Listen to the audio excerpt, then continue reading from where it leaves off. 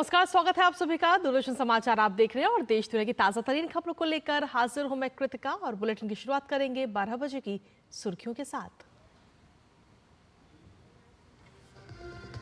AMU के अल्पसंख्यक दर्जे पर सुप्रीम कोर्ट का बड़ा फैसला। अब 3 जजों की बेंच करेगी नए सिरे से अल्पसंख्यक दर्जा निर्धारित करने का काम।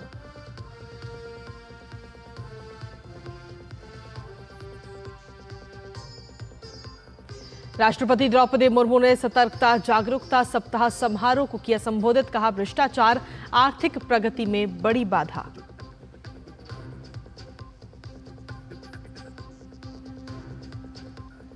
महाराष्ट्र के महासंग्राम में आज उतरेंगे प्रधानमंत्री मोदी, तो वहीं झारखंड में राहुल गांधी ठोकेंगे ताल। गठबंधन के बाकी नेता भी धुआंधार प्रचार में जुटे।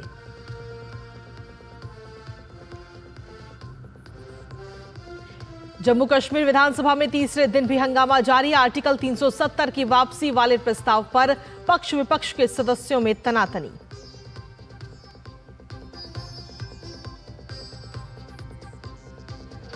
और भारत और दक्षिण अफ्रीका के बीच 4 मैचों की T20 सीरीज आज से डरबन में आज खेला जाएगा पहला मुकाबला।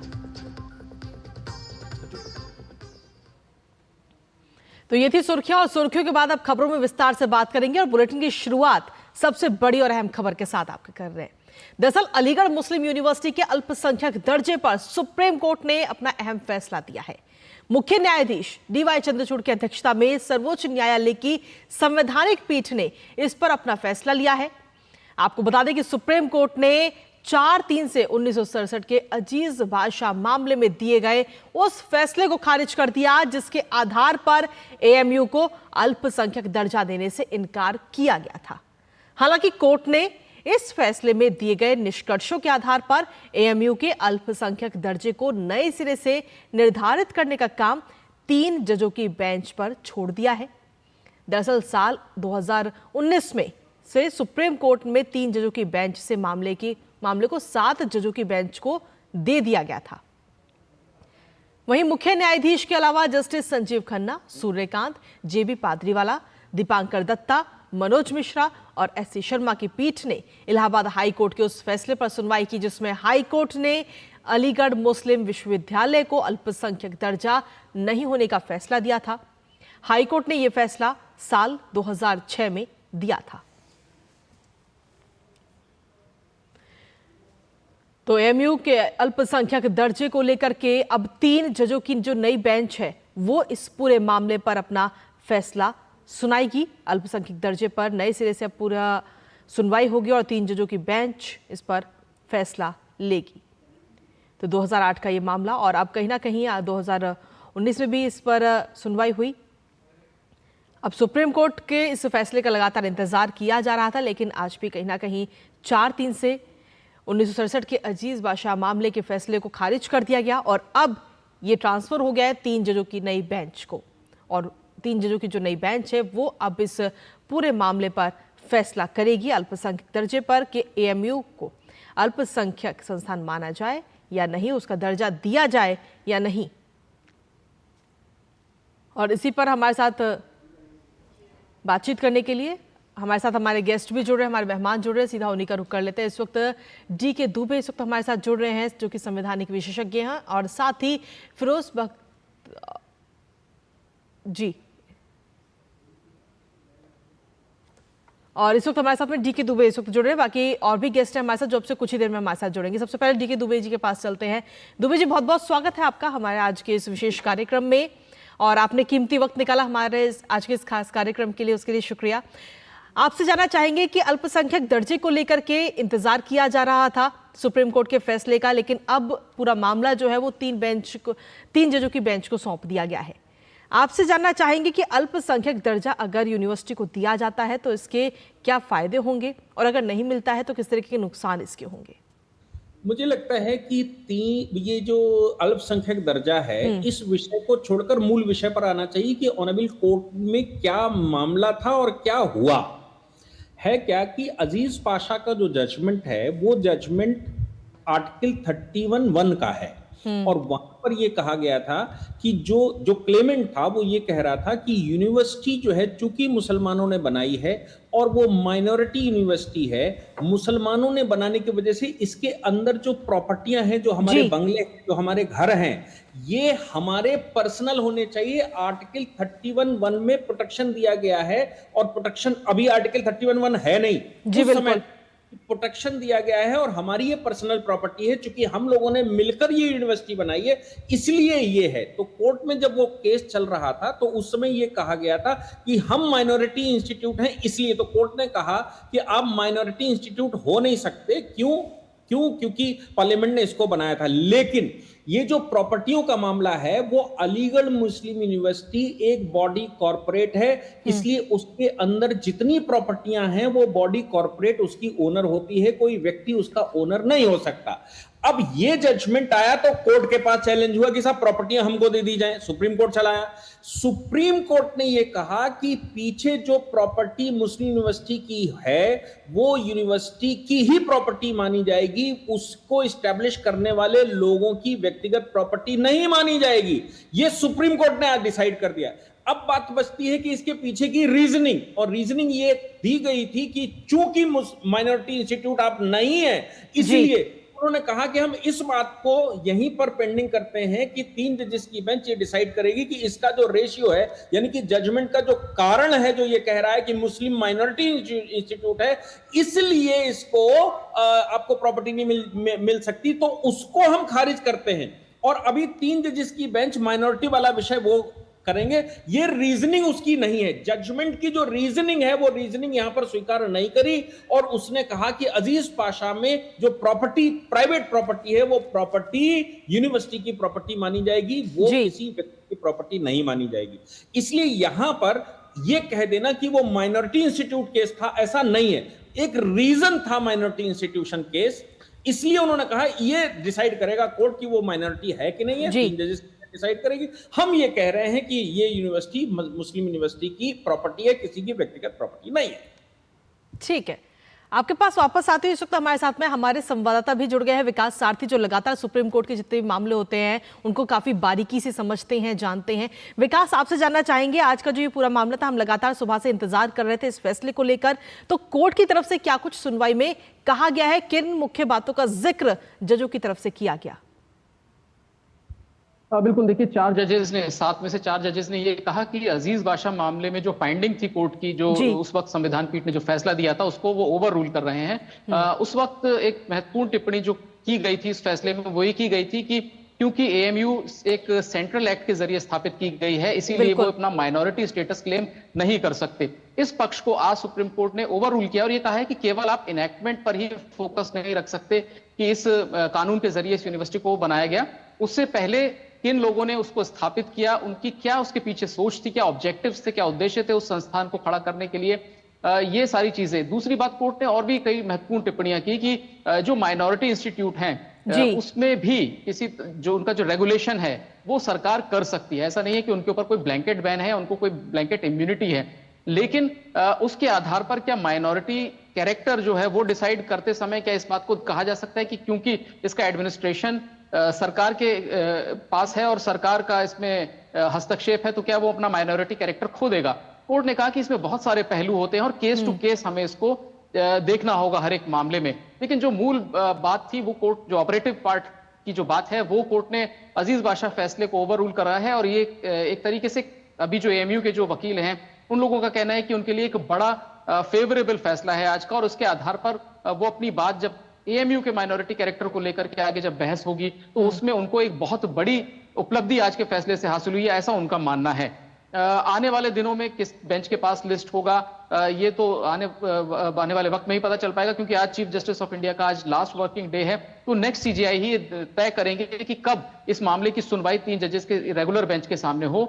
लेकिन जहां तक सैद्धांतिक बात है, जहां तक सिद्धांत की बात है, वहां पर कोर्ट ने अजीज बाशा मामले में जो प्रिंसिपल स्थापित किए गए थे उनको ओवर रूल करते हुए ये कहा है कि माइनॉरिटी कैरेक्टर स्थापित कर देखते समय ये बहुत सारी चीजें हमें ध्यान में रखनी होंगी। केवल क्योंकि वो एक सेंट्रल एक्ट के जरिए यूनिवर्सिटी बनाई गई थी, इस आधार पर वो माइनॉरिटी कैरेक्टर खो देती है, ये ठीक नहीं है। जी, अब जो ये आज फैसला आया है, हालांकि अब इस पे 3 जजों की जो बेंच है वो भी सुनवाई करेगी और उसके बाद में और चीजें क्लियर होंगी, लेकिन अब आज की जो सुनवाई हुई है उसका क्या असर यूनिवर्सिटी पर पड़ता हुआ नजर आता है? विकास।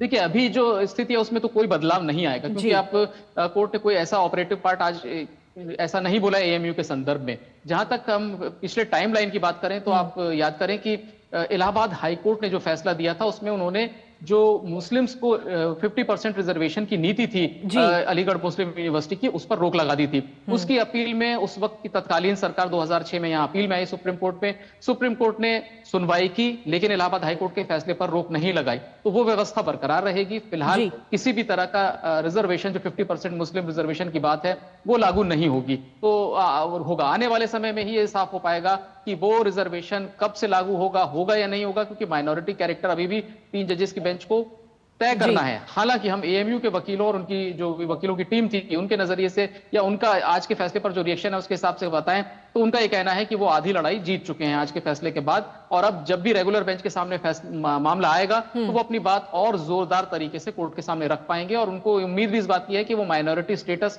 जो एएमयू का, जो अभी आप कह सकते हैं कि वो लागू नहीं हो पा रहा है, इंटरनल रिजर्वेशन वहां पर, उस पर जो फैसला आएगा वो उनके पक्ष में आएगा। जी ठीक है, आपके पास वापस आते हैं। इस वक्त हमारे साथ में गेस्ट भी हमारे साथ लगातार बने हुए हैं। दुबे जी, जिस तरीके से आज की जो सुनवाई हुई है उसमें कहीं ना कहीं ये तो नजर आता है कि फिलहाल अभी यूनिवर्सिटी पर कोई असर नहीं पड़ने वाला है। आगे और जब सुनवाई होगी उसके बाद में हम कह सकते हैं कि क्या असर पड़ेगा, लेकिन क्या इस जो एएमयू का पूरा मामला है इसका कहीं ना कहीं जो देश की बाकी अन्य जो यूनिवर्सिटीज है उस पर भी इसका असर हो सकता है? जैसे बात करें जामिया मिलिया इस्लामिया यूनिवर्सिटी हो गई। नहीं, बिल्कुल। देखिए, ऑनरेबल कोर्ट का जब जजमेंट आएगा तो वो जजमेंट तो सबके लिए लागू होगा। देश की जितनी यूनिवर्सिटियां बनी हैं उनके स्टेटस को डिफाइन करेगा कि कौन सी यूनिवर्सिटी माइनॉरिटी मानी जाएगी, कौन सी पर्सनल मानी जाएगी, कौन सी प्राइवेट मानी जाएगी और कौन सी पब्लिक मानी जाएगी, यानी कि सरकार की मानी जाएगी। लेकिन यहाँ पर जो विषय है वो विषय हमें लगता है कि हमें और माइनॉरिटी से जाना चाहिए। कोर्ट 2 चीजें कहता है, एक तो रेशियो देता है, रेशियो मतलब जजमेंट का कारण, दूसरा ओबिटर डिक्टा देता है। ओबिटर डिक्टा हम उसको कहते हैं जिसमें कोर्ट अपनी बात कहते समय बहुत सारी चीजें जो उसके दिमाग में होती हैं उसको लिखता चला जाता है। तो यहां पर जो माइनॉरिटी स्टेटस वाली बात है वो ओबिटर डिक्टा है। कोर्ट ने कहा कि मेरी अंडरस्टैंडिंग ये है और इस आधार पर इसको माइनॉरिटी कहा जा सकता है या नहीं कहा जा सकता, किसको माइनॉरिटी हटाया जा सकता है, किसको नहीं हटाया जा सकता, ये ग्राउंड्स हैं। लेकिन मेरे सामने जो डिस्प्यूट है वो डिस्प्यूट दूसरा है। हम उस डिस्प्यूट को यहां सेटल करे दे रहे हैं, लेकिन इसका जो ग्राउंड पीछे दिया गया है उस पर मेरी अंडरस्टैंडिंग ये है, अब 3 जजेस की बेंच उसको बैठकर डिसाइड करेंगे। और मामला 4-3 का है तो ओबिटर डिक्टा का जो मामला रहता है या कोर्ट की जो अपनी अंडरस्टैंडिंग रहती है वो कभी बाइंडिंग नहीं होती। इसलिए यह कहा जा सकता है कि अभी ऊंट जो है वो किसी भी करवट बैठ सकता है अभी।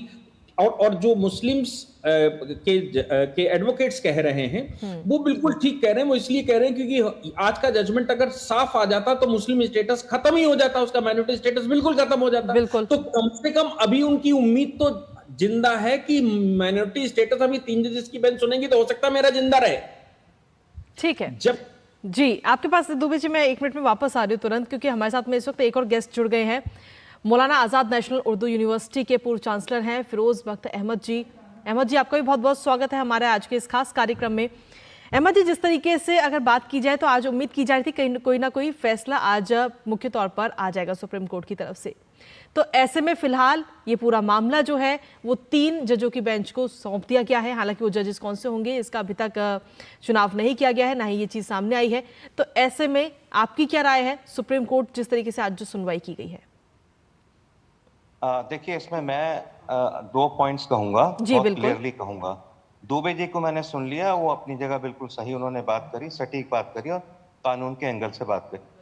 देखिए, पहली चीज तो यह है कि बजाते खुद जो मेरी अपनी राय है वो यह है कि बतौर एक हिंदुस्तानी सिटीजन के मैं इस चीज को मेजॉरिटी और माइनॉरिटी को नहीं मानता। ये जो सिंड्रोम है ना, मेजॉरिटी माइनॉरिटी का सिंड्रोम, ये हिंदुस्तान को कमजोर कर रहा है। ठीक है, यहाँ पर मेरिट की बेसिस पे जो है लोगों को जो भी मेरिट की बेसिस पे, काबिलियत की बेसिस पे, चाहे वो एडमिशन हो यूनिवर्सिटी में, चाहे वो कोई नौकरी हो या कोई भी चीज हो, उस पर आगे बढ़ना चाहिए। ये मेरी अपनी जाती राय। अब मैं सुप्रीम कोर्ट का जो डिसीजन तो नहीं, जो भी उनका उन्होंने एक थोड़ा सा वेटिंग उसमें डाल दिया है कि इसका क्या फैसला हो। देखिए, बड़ा सेंसिटिव इशू है।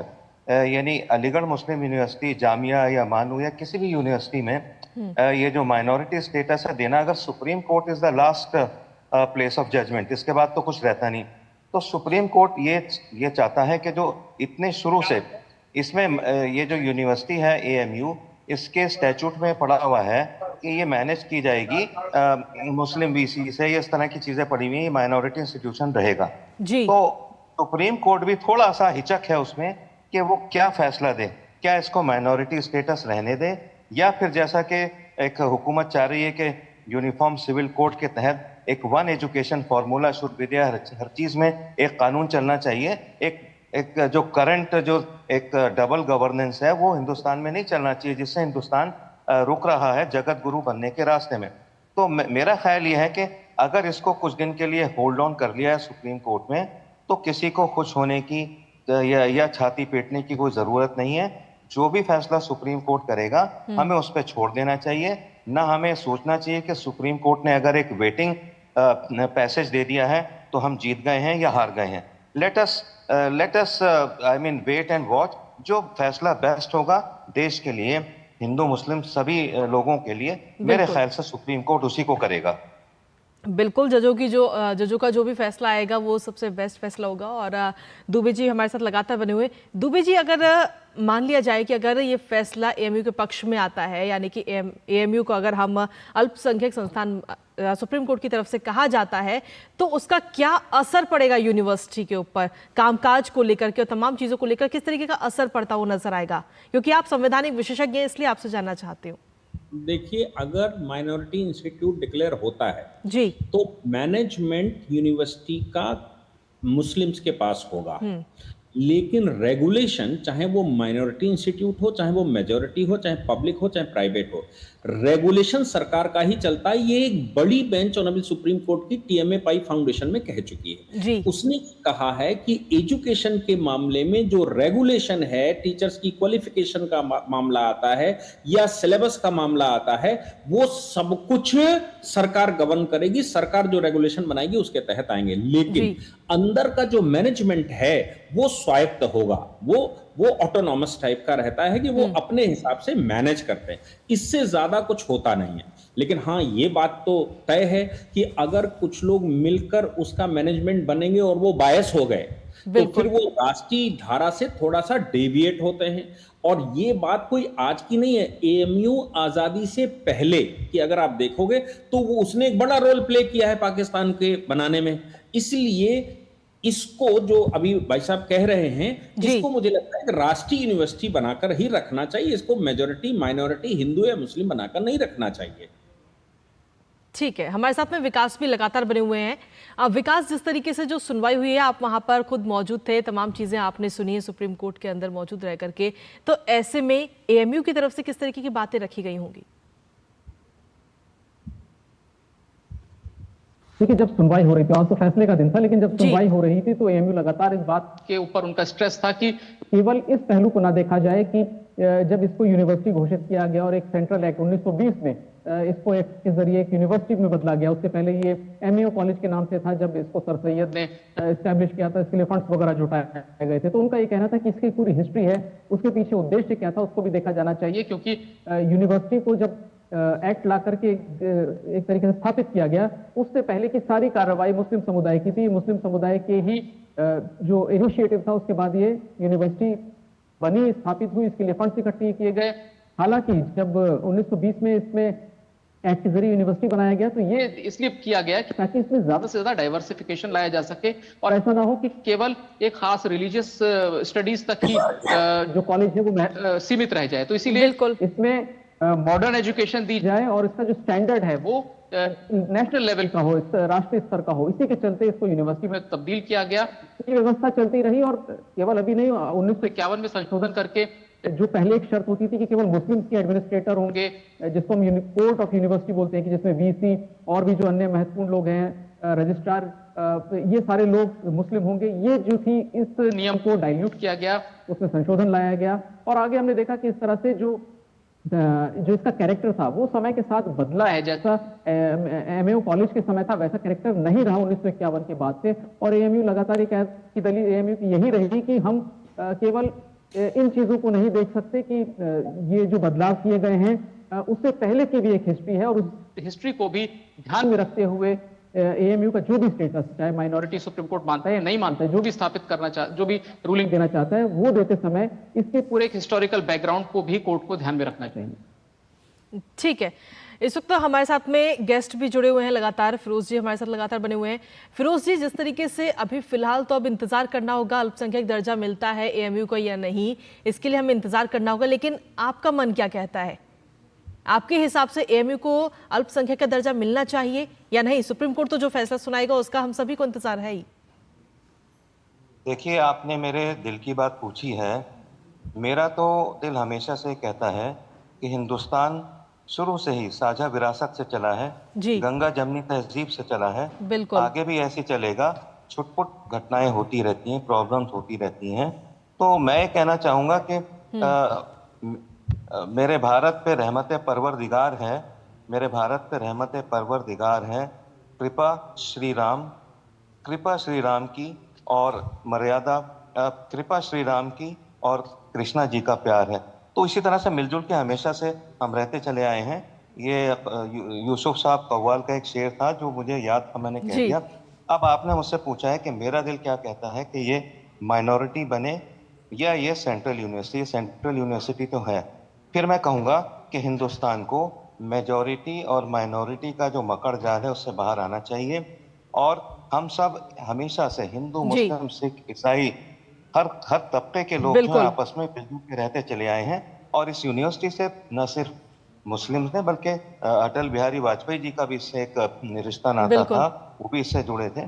तो सबकी सेवा करती है, तो स्टेटस से कोई फर्क नहीं पड़ता। यूनिवर्सिटी सभी की सेवा करती है। तो हाँ, तो और हर कोई उसमें पढ़ाई कर सकता है। बिल्कुल, चलिए बहुत बहुत शुक्रिया आपका बख्तर अहमद साहब, और साथ ही दुबे जी आपका भी बहुत बहुत शुक्रिया, विकास आपका भी बहुत बहुत शुक्रिया तमाम जानकारी हमारे साथ साझा करने के लिए। तो खबरों का सिलसिला लगातार जारी है, लेकिन फिलहाल रुकेंगे छोटे से ब्रेक के लिए। बने रहिए हमारे साथ। खुद को पैम्पर करिए MDH बादाम रोगन के साथ, जो आपको संवारे, निखारे और नरिश करे। चमके चमके हाँ, दमके दमके त्वचा में समाए, हाइड्रेट करे, हर उम्र की त्वचा का पोषण करे। You deserve the purity. MDH बादाम रोगन, नेचुरल, टेंडर, प्योर। चमके चमके। जब धरती चीर कर निकलता है लोहे का पत्थर और मिलता है मोंगिया के जोश से, फिर तपता है, पिघलता है और बनता है फौलाद। अब होता है सरिया सारी खूबियों के साथ। मोंगिया स्टील, मजबूत देश का मजबूत सरिया। और ब्रेक के बाद एक बार फिर से स्वागत आप सभी का। सीधा रुख करते हैं इस वक्त महाराष्ट्र के धुले का, जहां पर प्रधानमंत्री नरेंद्र मोदी चुनावी जनसभा को संबोधित कर रहे हैं। महायुति के एक एक उम्मीदवार को आपके आशीर्वाद चाहिए। मैं आपको विश्वास दिलाता हूं, पिछले 2.5 वर्षों में महाराष्ट्र के विकास को जो गति मिली है, उसे रुकने नहीं दिया जाएगा। अगले 5 वर्ष महाराष्ट्र की प्रगति को एक नई ऊंचाई पर ले जाएंगे। महाराष्ट्र को जो सुशासन चाहिए, वो सिर्फ महायुति की सरकार ही दे सकती है। और उधर देखिए, महाअगाड़ी की गाड़ी में वैसे भी ना पहिए हैं, ना ब्रेक है,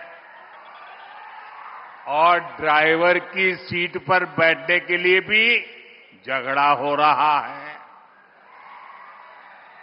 और चारों तरफ से भांति भांति के हॉर्न सुनाई दे रहे हैं। साथियों, राजनीति में आने पर हर किसी का अपना एक लक्ष्य होता है। हम जैसे लोग जनता को ईश्वर का रूप मानते हैं, जनता की सेवा के लिए राजनीति में आए हैं। वही कुछ लोगों की राजनीति का आधार है लोगों को लूटना। जब लोगों को लूटने की नीयत वाले महाअगाड़ी जैसे लोग सरकार में आ जाते हैं तो वो विकास ठप कर देते हैं, हर योजना में भ्रष्टाचार करते हैं। आपने महाअगाड़ी वालों के धोखे से बनी सरकार के 2.5 साल देखे हैं। इन लोगों ने पहले सरकार लूटी और फिर महाराष्ट्र के आप लोगों को भी लूटने में वो लग गए थे। इन लोगों ने मेट्रो परियोजनाओं को ठप कर दिया, वाढवण पोर्ट के काम में अड़ंगा लगा दिया, समृद्धि महामार्ग बनने में रुकावटें पैदा की। अगाड़ी वालों ने हर उस योजना पर रोक लगा दी जिसे महाराष्ट्र के लोगों का भविष्य निश्चित उज्जवल होने वाला था। साथियों, ये हालत तब बदले जब आपके आशीर्वाद से यहां महायुति की सरकार बनी। महायुति के 2.5 वर्षों में महाराष्ट्र ने विकास के नए रिकॉर्ड बनाए। शिंदे जी की कमान में 2.5 वर्षों में महाराष्ट्र को उसका गौरव वापस मिला है, विकास का भरोसा वापस मिला है। और इसलिए मैं महाराष्ट्र के मतदाताओं से आग्रहपूर्वक कहूंगा, आप सबको याद रखना है, भाजपा महायुती आहे तर गती आहे, महाराष्ट्राची प्रगति आहे। साथियों, मैं आज महायुति को बहुत बहुत बधाई देना चाहता हूं। महायुति ने महाराष्ट्र को नई समृद्धि देने वाला वचननामा जारी किया है। महायुति के 10 संकल्पों की बहुत चर्चा हो रही है।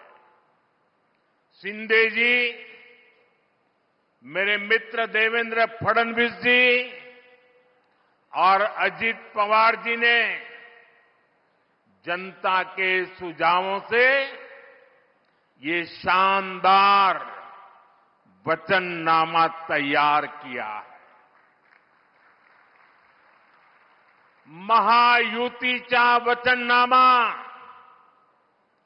विकासाची वाढेल गती, महाराष्ट्राची होणार हमखास प्रगती।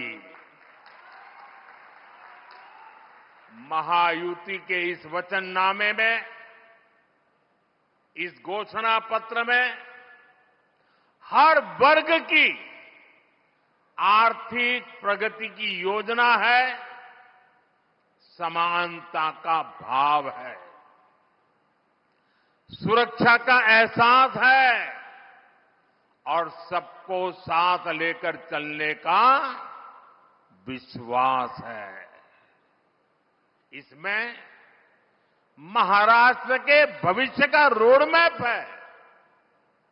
मैं ऐसे जन कल्याणकारी वचननामे के लिए महाराष्ट्र की जनता को भी विशेष रूप से बधाई देता हूं। महायुति का वचननामा विकसित महाराष्ट्र का आधार बनेगा, विकसित भारत का आधार बनेगा। साथियों, यहां इतनी बड़ी संख्या में हमारी माताएं, बहनें, बेटियां आई है, दूर दूर तक मैं देख रहा हूं। विकसित महाराष्ट्र, विकसित भारत के लिए हमारी बहनों, बेटियों का जीवन आसान बनाना, उन्हें सशक्त करना।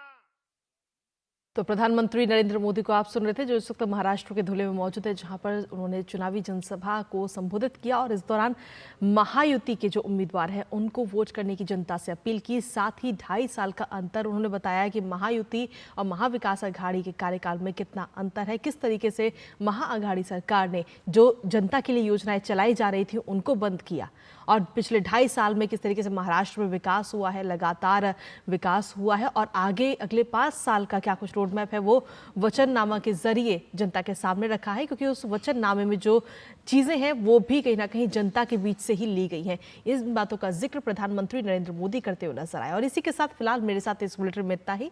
नमस्कार।